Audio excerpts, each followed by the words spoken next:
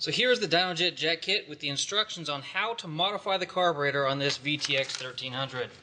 The first step we're going to do is remove the gas tank, remove the air cleaner cover so we can get access to the carburetor, which is behind it. Now we've got the seat off and this tank bolt released, we can lift the tank and slide it back just a little bit. Here we've got two options. We could remove the whole instrument panel off of the tank, but that's unnecessary.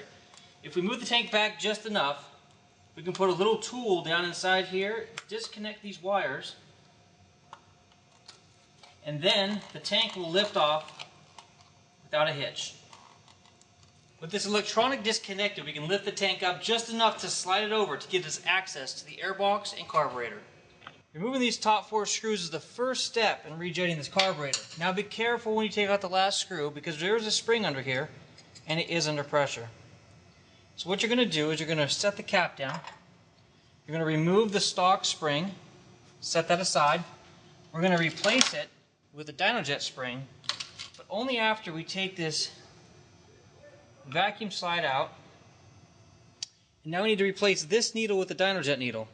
What we're going to do is we're going to stick the screwdriver down into the Phillips hole there.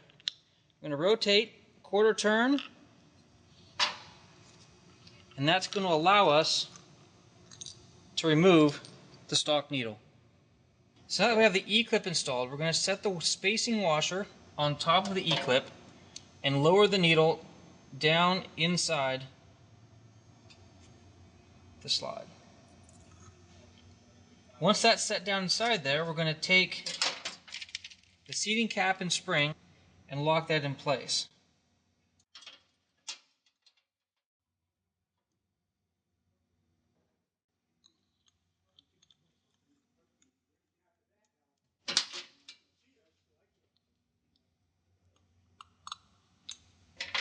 Now we should have action, just like that, on the needle.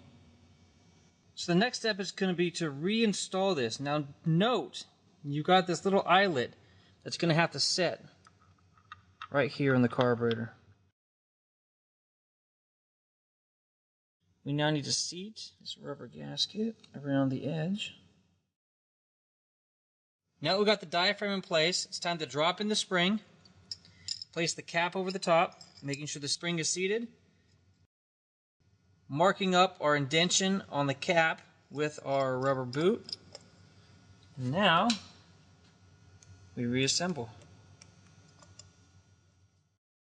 Now we've got those four screws attached. We can double check just to make sure we have action here, which we do, which is great.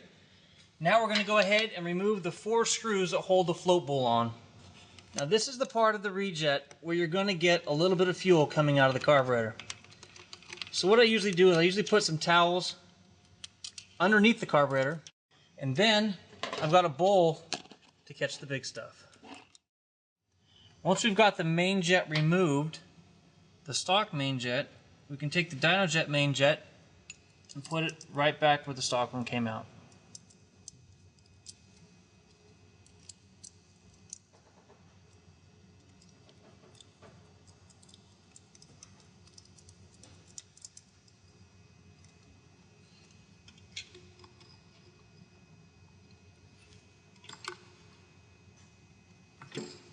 Snug it in place, and now we can reassemble the float bowl. So right back behind the float bowl here is the mixture screw. This special tool from DynoJet will allow us to adjust the mixture screw.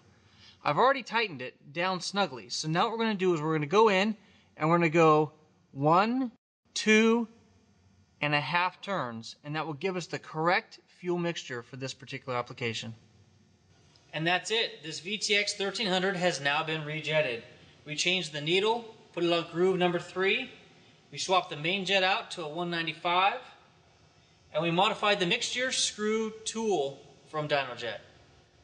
Now it's just time to button this thing back up and hit the road.